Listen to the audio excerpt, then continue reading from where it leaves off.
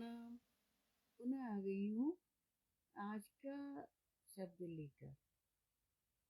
आज का शब्द है व्रत। व्रत या फास्ट। फास्ट को हम अगर अंग्रेजी अर्थ में देखें तो दो अर्थ हैं उसके। एक तो फास्ट व्रत हो गया और दूसरा फास्ट है तीव्रता से, तेजी से, जल्दी से। तो फिर वही बात आती है, समय तो बहुत जल्दी बीत रहा है ना। और अब मैं अपने इस शब्द पे आ जाती हूँ। आज का शब्द है व्रत।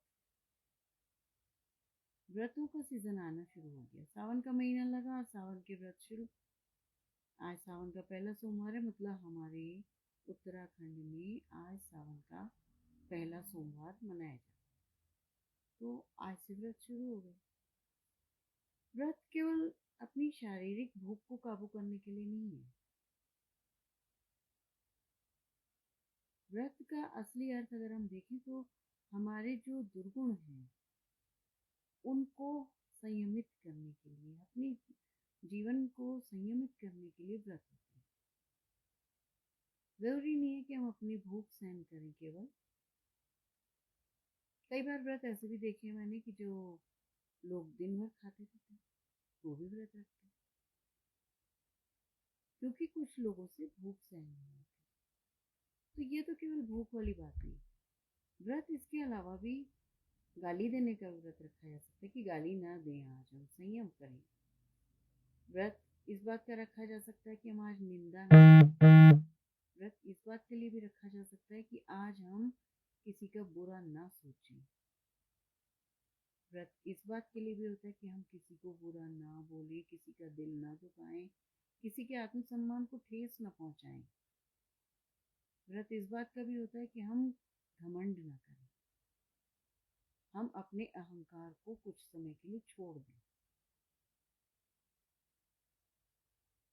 अगर मैं कुछ ज्ञान रखती हूँ तो मेरे सामने वाला मुझसे कहीं अधिक ज्ञान रखता है। मेरे पास डिग्रियां हैं, हो सकता है उसके पास अनुभव हो। तो इन चीजों का व्रत भी संयम। व्रत का अर्थ संयम होता है। ये संयम जीवन की शैली, जीने की शैली, जीवन को जीने की शैली के लिए भी रखा जाता है। जरूरी होता है संयम। आबाद गति से जो जीवन शैली चल रही होती है उसमें कुछ संयम, कुछ रुकावट, अनुशासन बहुत आवश्यक होता है। अपने जीवन में अगर हम अनुशासन नहीं लाएंगे, बेलगाम घोड़े की तरह हम कहीं भी भागेंगे, या हमारा चित्त बेलगाम घोड़े की तरह भागेगा, तो उसकी जब तक घोड़े की लगाम नहीं कसी जाती वो सही रास्ते पर नहीं चलता, वो संतुलित चाल नहीं चलता। इसी प्रकार से हमारा जीवन संतुलित चाल से तभी चल सकता है, निर्बाध गति से तभी चल सकता है जबकि वो संयमित हो।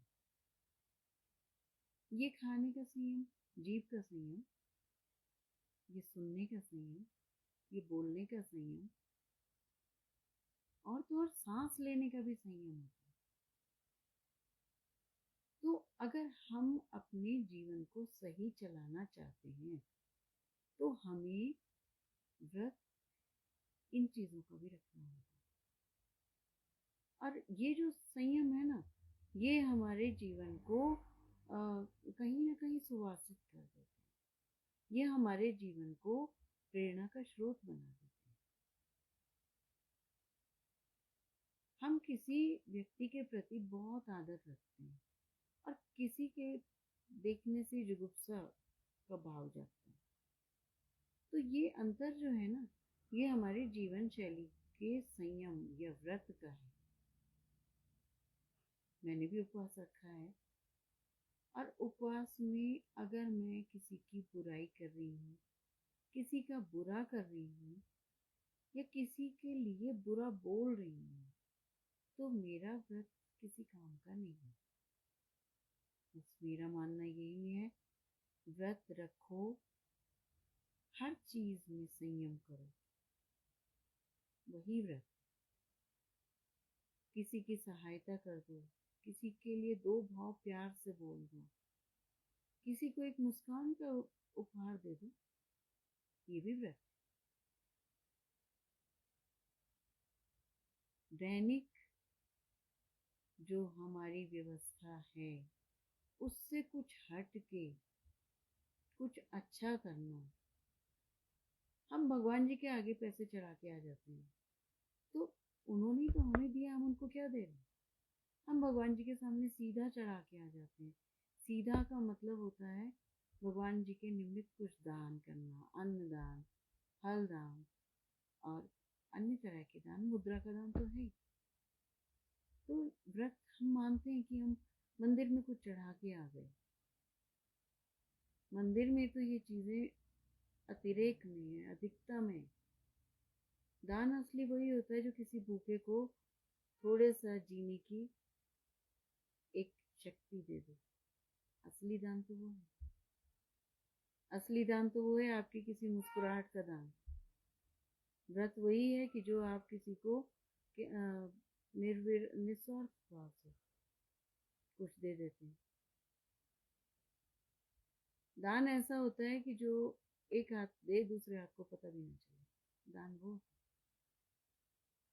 और ऐसा अगर हम व्रत ले लें कि हम एक दिन प्रतिदिन एक ऐसा गुप्त दान करेंगे, तो ये भी एक तरह का व्रत है। हम शिक्षा का दान करेंगे, ये भी एक व्रत है। इस महीने हम कहते हैं ना, इस महीने हम नॉनवेज नहीं खाएंगे, दान, ये भी एक तरह का व्रत है। इस महीने हम कोई प्याज लहसुन नहीं खाएंगे, ये भी एक व्रत है। इस महीने इस दिन, सोमवार के दिन शिव जी के नाम का, मंगलवार का दिन हनुमान जी के नाम का, इसी तरह सप्ताह के हर दिन बट गए हर इष्ट देव के नाम का। उस दिन व्रत रखते हैं हम उस इष्ट देव को प्रसन्न करने के लिए। क्या एक ही दिन का अपने को कष्ट देकर वो इष्ट देव प्रसन्न होंगे? जबकि हम उन्हीं के जो रचनाएं हैं उनको हम कष्ट दें। हम किसी कुत्ते को लात मार रहे हैं, हमने किसी गाय को पानी फेंक दिया, या हमने उस गाय को डंडा मार दिया, तो ये कोई व्रत तो नहीं हुआ। भगवान के प्रति व्रत रखें, श्रद्धा रखें, आदर रखें, उनके बनाए जीवों के प्रति भी वही आदर दें, तो भगवान तो कण कण में व्याप्त है। और सबसे बड़ी बात यही है कि आपने एक दिन अपने को कष्ट दिया, एक दिन आपने व्रत रखा, अगले दिन आपने डट के खा लिया, तो व्रत तो बराबर होगा। तो ऐसा भी नहीं होना चाहिए। व्रत रखें, संयम रखें, अपनी जीभ पर भी संयम रखें, तो वही व्रत सही है। किसी उदास मुंह में एक मुस्कुराहट आ जाए, किसी रोती हुई आंखों में एक चमक आ जाए, ये भी एक व्रत है। तो इसी के साथ प्रणाम, विदा।